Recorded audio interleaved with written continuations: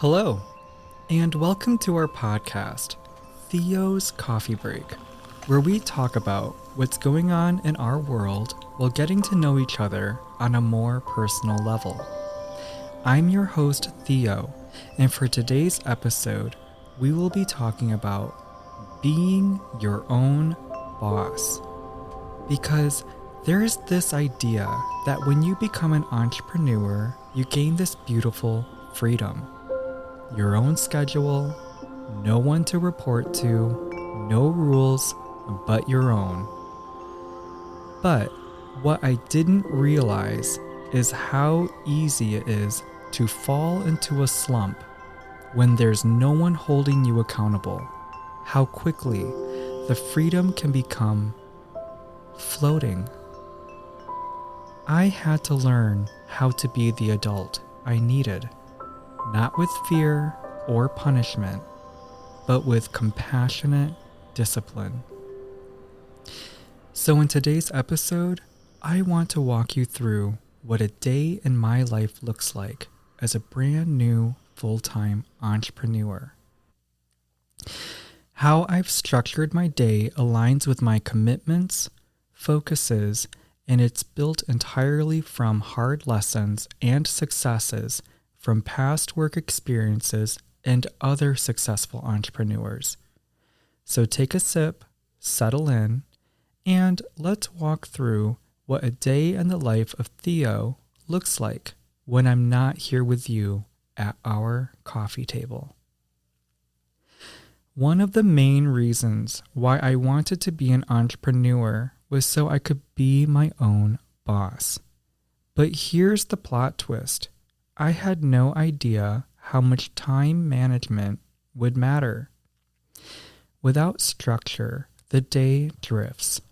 And when you're working toward a dream with no guaranteed reward, that drift becomes like a riptide, slowly but dangerously leading you to inevitable failure. So I started creating a schedule, not to trap myself, but to give myself roots, structure, a rhythm, a way to say, I believe in what I'm building, and I need to commit to this wholeheartedly. I had to learn how to guide myself with kindness, no threats, no shame, no guilt, and no need to punish myself. Just steady commitment and a willingness to show up for myself. Because when you're navigating the unknown, time management is necessary, and before you know it, your schedule can become your sanctuary. So, let's get into it. My day starts the night before. I prep breakfast, usually a fruit parfait or overnight oats. It takes less than 5 minutes to prep, and it saves me from scrambling for a quick bite in the morning. I also set out my outfit for the next day, something I can be active in, which we will get into what that means in just a moment. Then I go to bed around 10 p.m., which is very important for me, because by 7 a.m., I'm up. The hardest part is putting my feet on the floor, because the temptation to work from bed or just stay in bed a little bit longer is so real for me. But I know if I start the day in bed or sleep another hour or so, I'll feel defeated and unproductive.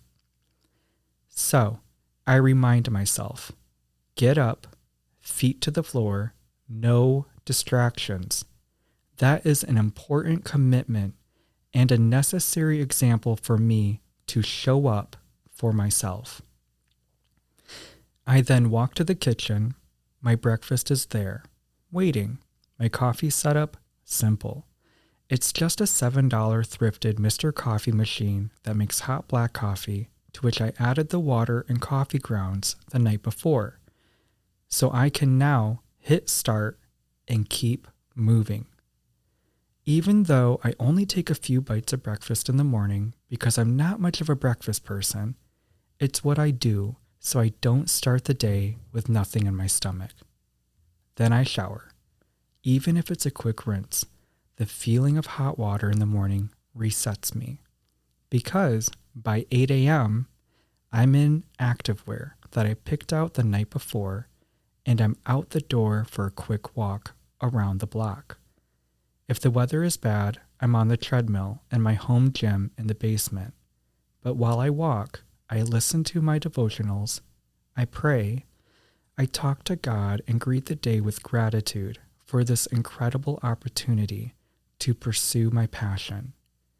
And after I walk, I hit the weights and do strength training for 30 minutes in my gym at home, because by 9 a.m., I have changed out of the activewear into work-appropriate clothes, which I try to keep it business casual, and then I'm at my desk. From 9 a.m. to 2 p.m., I'm locked in. Whether I'm working on music or the podcast, I treat it like a full-time job because it is. Here's what that might look like on any given day. Editing podcast episodes in our studio at home, writing scripts for my podcast, customer outreach and scheduling guest interviews, creating content for my socials, writing new music or recording new material, practicing singing, business planning, and improving strategy. This is just a handful of what my focuses and commitments are for my small business right now, as consistent as they are. The priorities and tasks are subject to change, but you get the gist that the work shifts, but the goals stay the same and stay aligned with the vision. 2 p.m. is lunch and rest time, but let's be real, it's usually a working lunch. Sometimes I use this window to run errands. Other times I'm working from an off-site studio with a partner company I collaborate with. But essentially, afternoons are flexible while still being productive. This time is dedicated to taking meetings, handling administrative work, interviewing guests for my podcast if they are not scheduled earlier in the day, customer outreach in person, or like my past employer liked to call it, rocking the block. This time could also be used to diving back into the creative stuff, depending on what's on the schedule for the day. From 2 to 7 p.m., the goal is really about keeping the momentum going without burning out. And as an entrepreneur, you have to be open to being flexible. Like if there's an opportunity to be out of state, you got to be ready to go. If you have no meetings scheduled for the day, then be ready to lock in from 9 a.m. to 7 p.m. all day at home. This 2 p.m. to 7 p.m. is not rigid. It's rooted and without question aligns fully with my current goals and commitments. Just don't forget to eat. At 7 p.m., I wrap up. The evening is when I do my second strength training workout of the day for again 30 minutes, and I also practice Spanish on Duolingo, do the Wordle for the day if I didn't get to it within the day, journal, watch a little TV, and I also get ready for the next day, which, as we established earlier, preparing breakfast, lay out activewear for the morning, and get the coffee maker ready to hit start in the morning so I don't have to think about it. Between 7 and 9 p.m., I let myself be, reflect, breathe, reconnect. After 9 p.m., I try to turn off screens and read a chapter of a book. Right now, I'm reading The Let Them Theory by Mel Robbins and Daring Greatly by Brené Brown. By 10 p.m., it's lights out, because how you start your day is shaped by how you ended the one before. Now here's the part we don't always talk about. This path I'm on, there's no guarantee it'll work. I could give my whole heart, pour in all this time, love, attention, and still fall flat on my face, teeth to the concrete, nose bleeding from complete embarrassment. That's the very realistic possible outcome of all of this work and dedication I'm putting in. So let me be clear and transparently honest with you right now and confess from the bottom of my heart that some days that fear feels like the weight of the world on my shoulders. But here's what keeps me grounded. You manage what you can manage. I'll say that one more time. You manage what you can manage.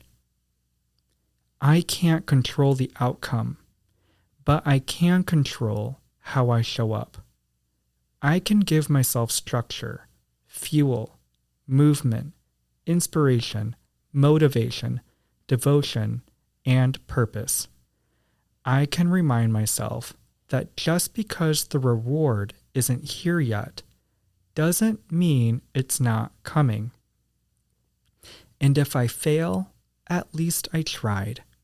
But the fact that I'm here right now, talking with you and sharing with you my very real life that I am living right now, this alone is a win because I made the leap to live my daydream.